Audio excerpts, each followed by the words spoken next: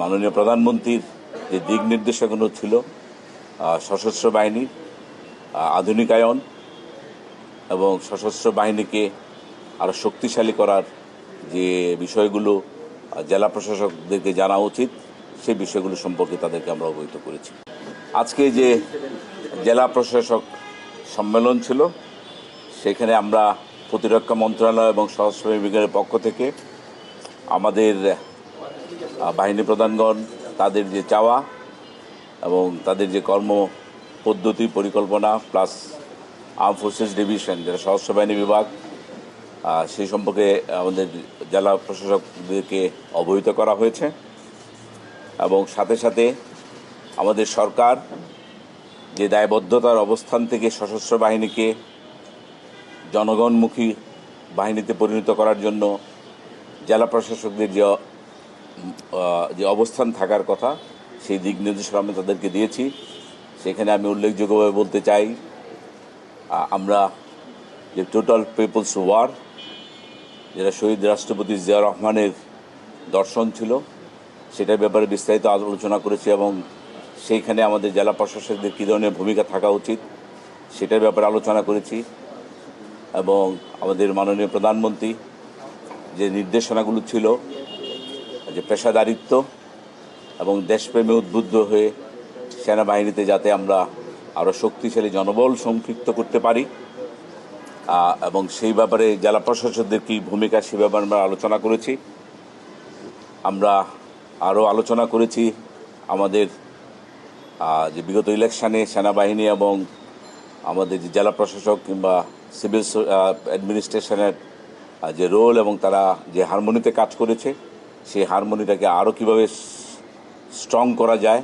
পারস্পরিক আস্থা এবং বিশ্বাস আরও কীভাবে বৃদ্ধি করা যায়, সেই ব্যাপারে আমরা আলোচনা করেছি এবং সর্বোপরি আমাদের মাননীয় প্রধানমন্ত্রীর যে দিক নির্দেশনাগুলো ছিল সশস্ত্র বাহিনীর আধুনিকায়ন এবং সশস্ত্র বাহিনীকে আরও শক্তিশালী করার যে বিষয়গুলো জেলা প্রশাসকদেরকে জানা উচিত,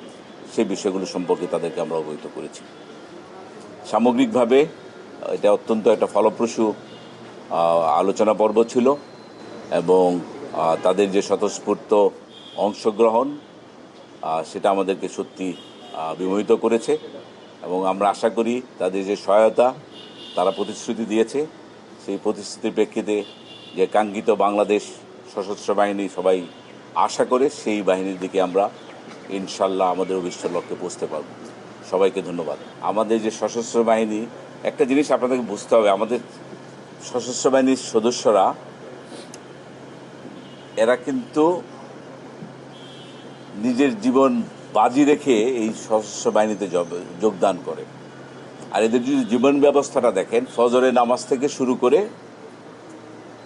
রাত অবধি আয়দার প্রশিক্ষণ অথবা প্রশাসন অথবা নাইট ডিউটি। এমনও দিন যায় একটা সৈনিক রাতেবেলা ঘুমাইতেই পারে না, 2 দিন পরে তো ঘুমাইতে পারে। এইরকমভাবে প্রশিক্ষিত সেনাবাহিনী জনগণের সাথে যে কাজ করছে, এতে তারা আরও বেশি দায়িত্ববোধের পরিচয় দিয়েছে এবং প্রত্যেকটা জেলা প্রশাসক এই ব্যাপারে তাদের অবস্থান থেকে তারা সন্তোষ প্রকাশ করেছে এবং বাহিনী প্রধানদেরকে এবং আমাদের প্রতিরক্ষা মন্ত্রণালয়কে ধন্যবাদ জানিয়েছে যে তারা আমাদের সেনাবাহিনী যেভাবে তাদেরকে সহায়তা দিয়েছে সেটা আসলে যুগান্তকারী এবং তারা আমাদের সশস্ত্র বাহিনীর সার্বিক কাজের উপর প্রচণ্ড সন্তুষ্ট। সবাইকে অনেক অনেক ধন্যবাদ এবং নর্মালি আমি